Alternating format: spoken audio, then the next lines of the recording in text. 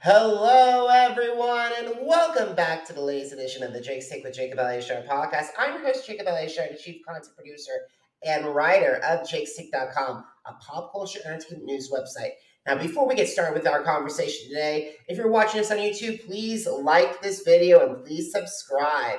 And also, if you're listening to this on any of our audio platforms, please give us a 5-star review and please download this episode. I am so grateful to welcome this guest on my right. He, as of this recording, has over 363,000 Instagram followers. He is a Spotify verified artist and also a singer and model. So please help me welcome Scott Gardner to the podcast. Woo! You're so amped. I'm like, I don't know how to respond. But I always give the guest the best thing because I always see about Ed McMahon and also Kevin Eubanks, and like with those Tonight Show introductions. I'm sorry, say that again. Oh, I always try to do like the old school announcers from like the Carson era with that. Like Good Morning Vietnam. Yeah, like Robin Williams, absolutely. Yeah, exactly.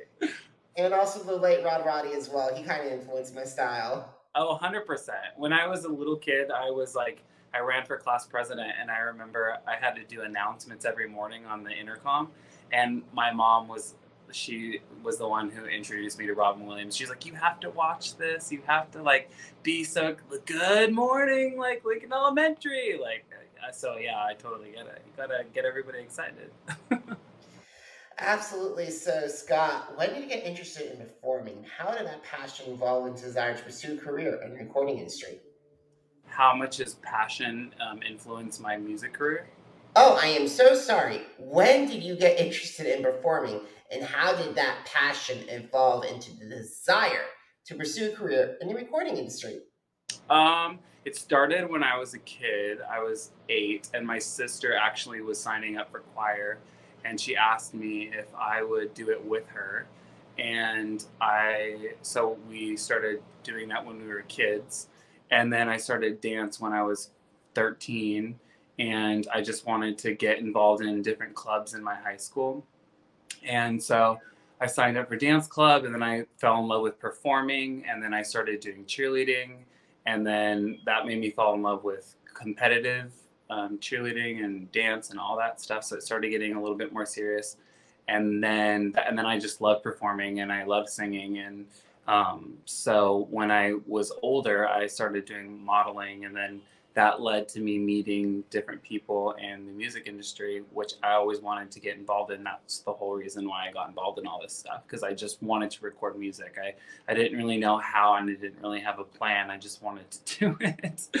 And so I started working for this company called Jams, and we started traveling all over the United States and meeting different dancers who were on tour with different artists, and it was really cool. And that's how I started getting to meet lots of different people who were in the industry. And then I started writing music in 2015, and so then I had this whole performance kind of background. And so by the time I was ready to record, I was so excited, and I had met different songwriters and got different ideas and on songwriting structure.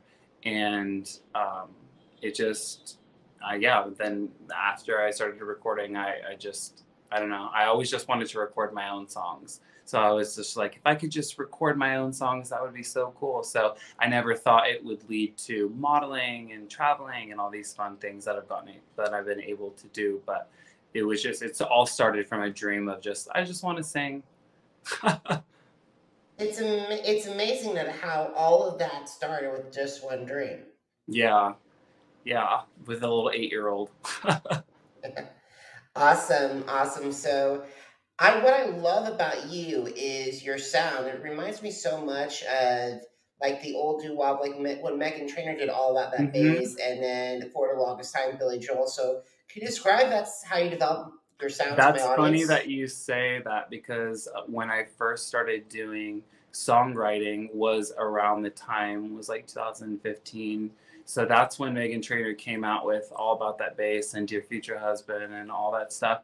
And I loved that music, and I loved that it was family friendly, and I loved that it was It had that doo-wop-y kind of vibe to it. And so that's where I got the motivation to write Fall for You. And that was the first song that I actually released. That's amazing. That's amazing. And so, what have been some, while we're talking about songs, let's talk about some of your music because I would love to learn the stories behind some of your songs. Mm-hmm. Yeah, ask away. Let's start with PG because that was the song that first put you up on my radar. Okay, so I wrote PG originally for my niece because it was just about not feeling pressure from boys and all that. And she's really young, she's 13. So like, and I knew that, and I had just gotten done performing for Jingle Ball, which was, the age range was like 12, 13, 14, 15-year-olds.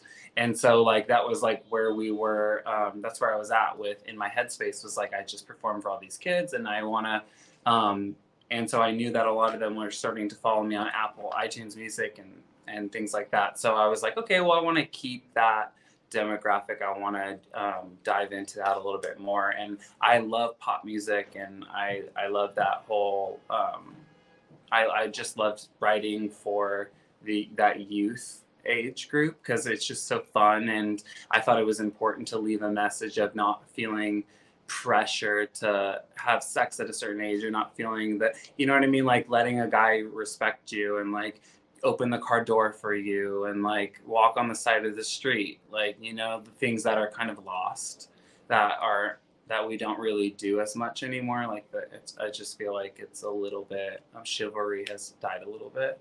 So I feel like it was important to me to include that into songwriting.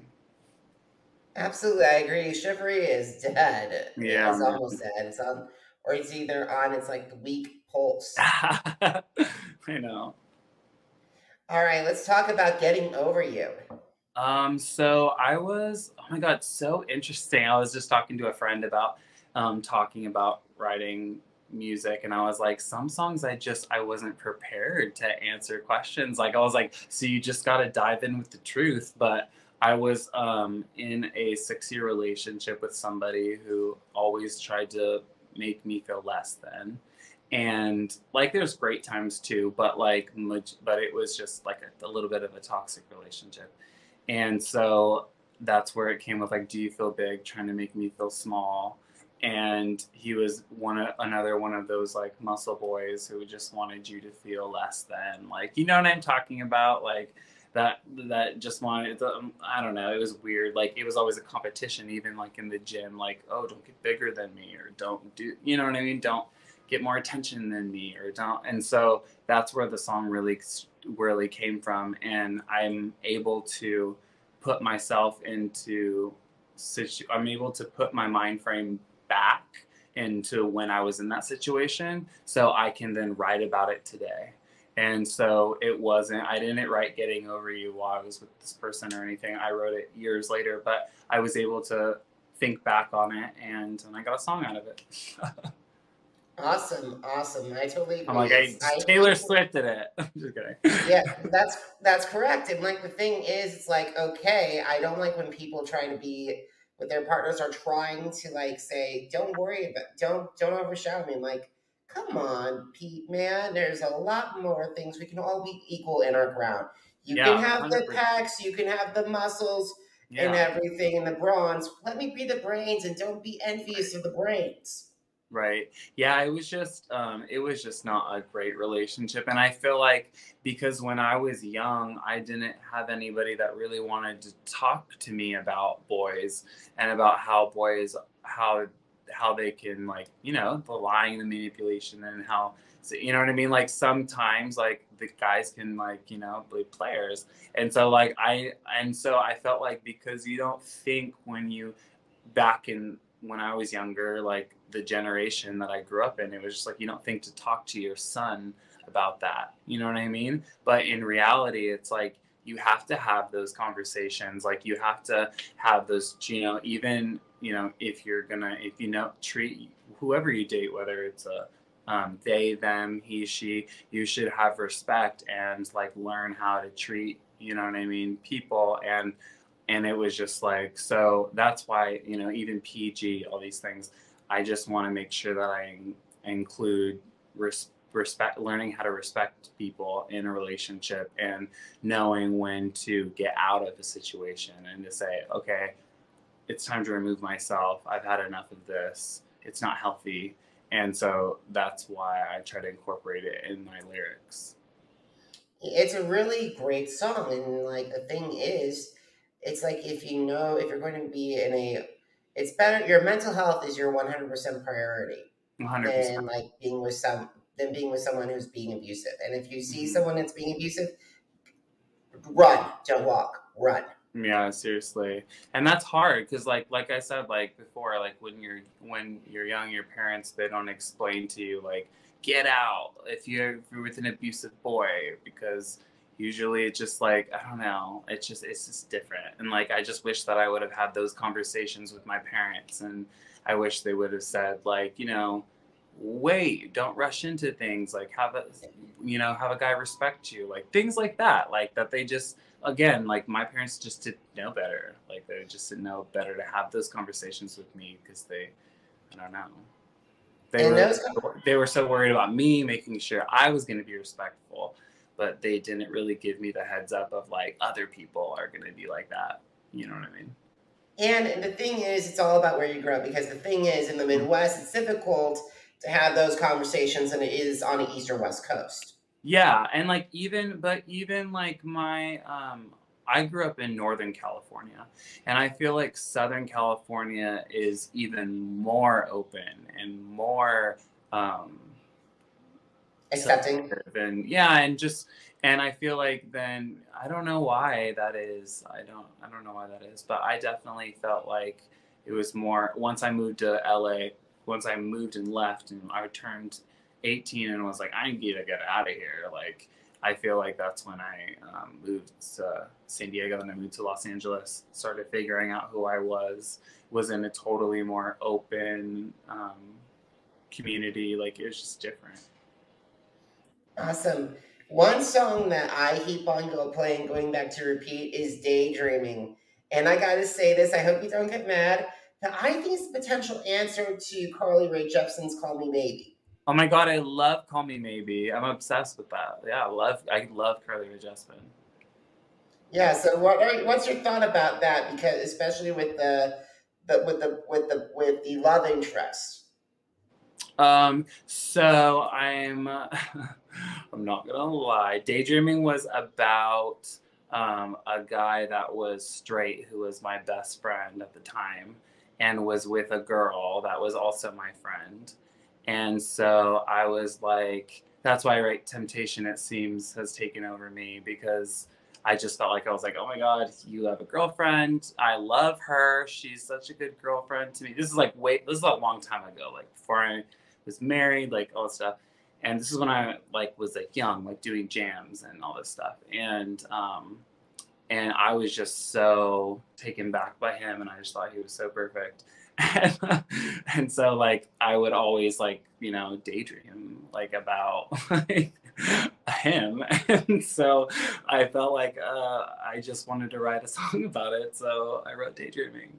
It's just so funny, I've never talked about this.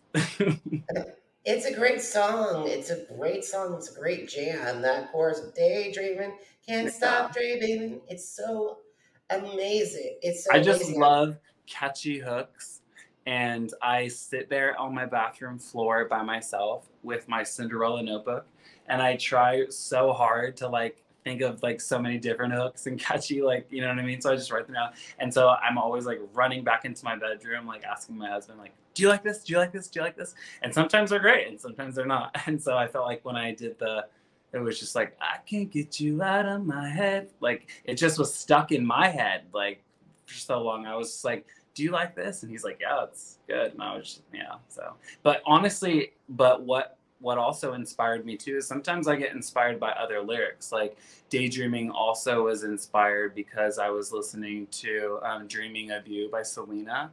And so like that also like was came into play too. So like sometimes like other songs will get me inspired to write something new, you know? Awesome. And now just for clarification, It's Selena Q, not Selena Gomez. Yes, Selena Q. Okay. Vinia.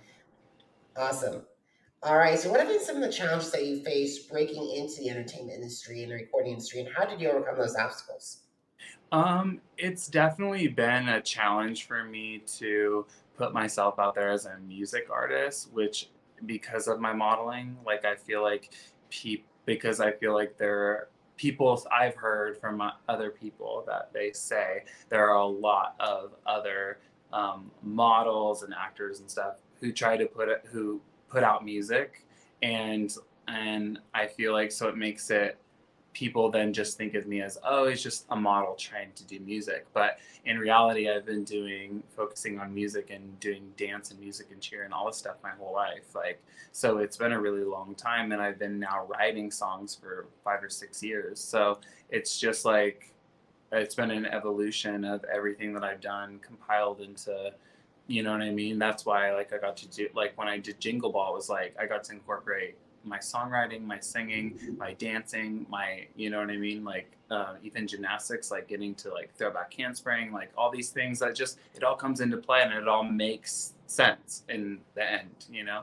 So challenges that I face with, I think are just reminding myself, it's a challenge to remind myself to do it because I love doing it and not to do it for other people, because then you can start to even change the idea of when you started, the reason why you started doing it in the first place.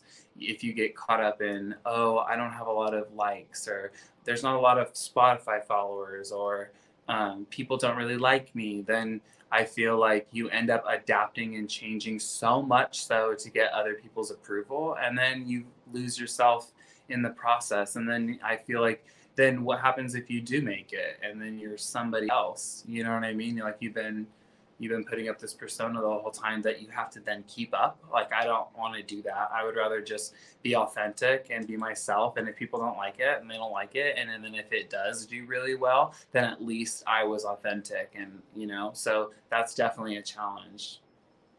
I gotta say, here's the thing. I gravitate to people who are authentic. Look at Adam Lambert. Look at Sir Elton John. Look at Christina Aguilera.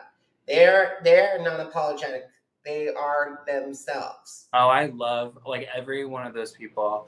I love, and even David Furnish, who's Elton John's husband, like, is always messaging me on Instagram, and I'm like, I love you and your husband, and I'm like, I love you and your husband. So like, I love that. I love inspiring people, and I love getting inspired by people, and I love from authenticity. Awesome. Did you see Elton's new concert, the big Goodbye Yellow Brick Road, his farewell tour, any of his concerts live? No, I have not. It's fabulous. It was fabulous. I saw him back in Madison Square Garden before the pandemic, and it was... No, we were supposed to. Like, we had bought tickets, but then, like, a lot of drama happened that night, and we missed the concert. But, like, we had tickets, and we were even telling them, like, we're coming, we're so excited. I mean, I don't think they probably were, like, didn't care, but, like, we were so excited, and we're like, we're coming, like, we're gonna come, we're going. And, yeah, I love Elton John's music, so, like, I was thrilled. And then a lot of just drama happened, and I didn't get to go, but I was so disappointed.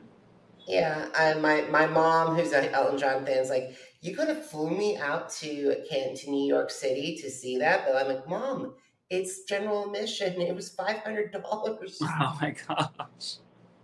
Yeah, it's expensive. And we missed it.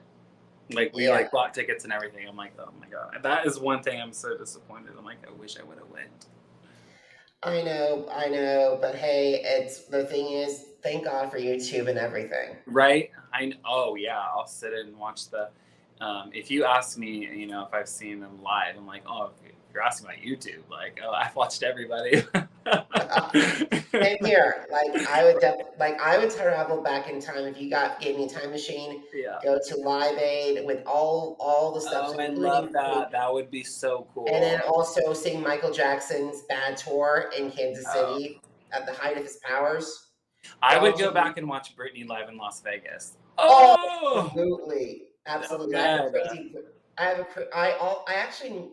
actually met her when I was on crew of X Factor USA, but unfortunately it was like a quick plans, and I didn't want to get fired, so I was just like, take Smile and dash. Because oh my gosh. So I got to go to Vegas, and I was looking at all the, because I went to go see her show, and I was looking at all the costumes. They're like, do you want to go on stage? And I was like, yeah. And so they pulled me on stage, and she's like, are you ready? And I'm like, oh my God. Like, I was like, part of Freak Show? Was this part of Freak Show? Out, yes. Oh and my so God. Like, and of course I was a dancer. So they're like, and I had known two of her dancers, but that's not the reason why I got pulled on stage. It just randomly was there. But I knew two of her dancers. So when I got on stage, they were laughing. Like, they thought it was so funny. So they're like, dance. And they like pushed me out in front of her. And then afterwards she was like, I really enjoyed that. And it was just really fun. And I was like, oh my God, you're so iconic. I love you.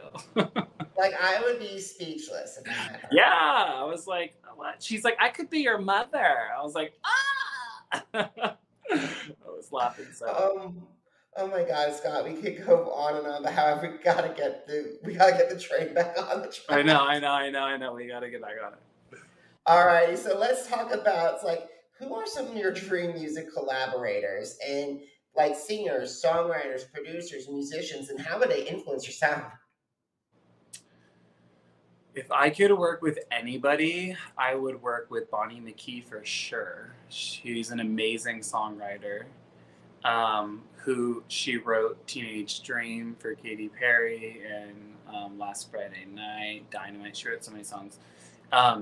Producer-wise, I would work with Max Martin. I think that would be so cool. That's like a dream of mine. I feel like he's so good at pop music, and I just feel like we could just make a banger. Like, that would be fire. Like, that would be so cool.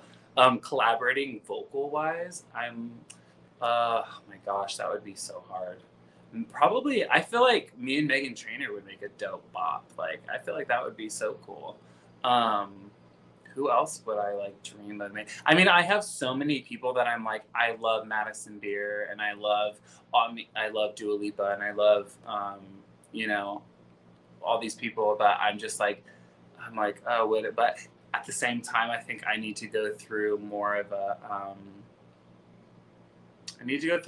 a transition in my music. Like, I feel like I did the Disney pop, and I'm starting to get in more of the dance kind of realm, and now I kind of want I want to try a little bit more of a sexier sound, and like I feel like not too much. Like, I don't want to go all the way, and I don't want to, like, I still want to stay family friendly. I still want to not get crazy, you know what I mean? But I just a little bit of a sexier sound, and like I just feel like I want to try new things. But me and my producer are working on new stuff right now, so we're just trying out new things and seeing what works and what doesn't. And some stuff I'm like, oh my gosh, I'm not doing that. But some stuff I'm like, yeah, let's try it. Like, why not? I love your answers. I think Bonnie McKee, I don't know where she is right now, but she's so underrated, especially that last Teenage Dream is still one of the greatest pop albums of the 2010s. Yeah.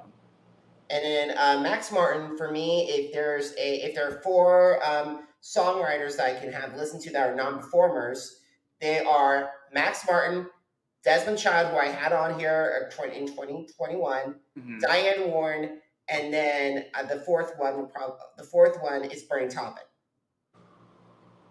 Amazing. Yeah, Max Martin is like my number one. I'm like, I just want to work with you. I want to interview him. Like, I want to interview him so badly. It's like his music. He's like our generation's Bernie Taupin. Is basically, his songs will stand the test of time. Yeah. With all the people that he wrote for, all the people. Oh my God. I know. Awesome. So let's talk about your social media following, because in addition to your music, you've also developed a massive following on Instagram. As of this recording, 363,000. So what were some of the strategies that you and your team used to build that social media following? Well, at first, I didn't even have Instagram, like when it first came out. And then my agency, I was with Next Model Management at the time, and they were like, you should make an Instagram. Like, you have to make an Instagram, like make an Instagram. And I was like, okay. So I had done a couple campaigns and a couple like magazines, and I was like, okay, like this is cool. So I would just post my modeling stuff, and every now and then I'd post like a little singing video, or I would go to the dance studio and like learn a little bit of a little bit of a routine or a couple accounts, and then I would like post videos, but then I'd always get insecure and delete them, which I regret now. I'm always like, who cares what people think? I wish I could go back and shake myself and be like, keep it all up there. Like, who cares what people think? Keep doing you, like, express it, live it. You know, I wish I could just go back. And I feel like you hear that from people all the time when they get older. They're like, I wish I wouldn't have, wish I didn't care so much. But I'm like, no, it's a thing. Like, once you start getting older, you're like, no, I really wish I didn't care. But yeah, so I just started building my following, and then I started working with shooting with campaigns, and I did a Lady Gaga fragrance ad, and then I did worked with Angela Baby, friend. She's like this big celebrity in Asia, and that got me a lot of following. I think it was just the jobs that I was booking. I did a bunch of Moschino stuff and box covers, and then that introduced me to a bunch of different new followers, and then I got married, and I lost a lot of followers because people were just like, oh no, you're not posting shirtless pictures anymore. Like, we don't want to see you. Like, it was just weird. But then I started getting a lot of new followers, like different people than people who wanted to see me happy and wanted to see a relationship that lasts. And a lot of couples started calling me in. So it just was changed. It shifted into a different type of following, but still a lot of people still stuck it out and still followed me and didn't really care that I wasn't doing a bunch of modeling jobs, and it wasn't just like a bunch of glamour looks, you know what I mean? I was just starting to post more of myself, and I think that was the thing that built my following. I think was that I wasn't selling anything. I was just trying to be myself and share it. And so I think that's what made it more once we go back again to being authentic. And I think that's what what happened. And here's the thing. I'd rather follow someone who's authentically themselves than someone that does thirst traps left, right, and center. Oh, 100%. That gets tired. But the thing about it is I was just talking to a really good friend of mine about this, is when I was that young, I didn't realize what I was putting out. I didn't realize what image I was portraying, because I was just modeling, and you're selling different looks in each, you know what I mean? Every job is different, and you're selling an idea. And I just was happened to getting booked on a lot of these underwear jobs. That was the idea was this hunky sex pot or whatever, you know what I mean? And that at the time I was like, okay, cool, I'll sell it. I'll do the smize and all, you know what I mean? But in reality, that wasn't my personality. It was just a job. But in reality, I'm a big dork, and I make crazy faces, and I'm always smiling, and I'm not brooding, and it's just so not me. But I mean, you turn it on. But here's the thing: you're a really good model, Scott, and also a great musician. And I hope people can see that. Yeah, I mean, I would love for people to just appreciate it instead of sitting there and feeling like they need to have an opinion on it. My thing, I make music to make people happy, and so they can just listen to it and have a good time. And that's why everything that I do is very bubblegum pop, because I want people to have good, happy memories when they hear my songs, jamming in the car, singing around with your mom in the living room, you know what I mean? Those are the memories that you want to remember, and that's what I want to give people. Awesome. We gotta start wrapping up this conversation. So, Scott, if you have the chance to meet with a singer-songwriter and recording artist who is getting ready to enter the next level, or is thinking about going into modeling, what advice would you share with them? I mean, I think that it all comes down to just follow your passion and be yourself, and don't listen to, whether it's a team of people trying to convince you to do something or act a certain way or look a certain way. I think that my biggest advice I can give to somebody is be, like we were talking about this whole time, is be authentic, because I feel be who you want to be yourself, because then you're, like I said before, you're going to be constantly trying to play upkeep with this image of yourself that isn't truly you, and then your subconscious is going to be unhappy, and you're not going to be, you might think you're happy, but you're not going to be truly happy, and then you end up lying to yourself. So I think it's just be yourself, be real with yourself, be honest with yourself. Awesome advice. So last question, are you ready? Let's go. All right, so in addition to Instagram, where can I find your music? You can find my music on iHeartRadio app. You can find it on Spotify, Pandora, and I feel like I'm missing something. YouTube.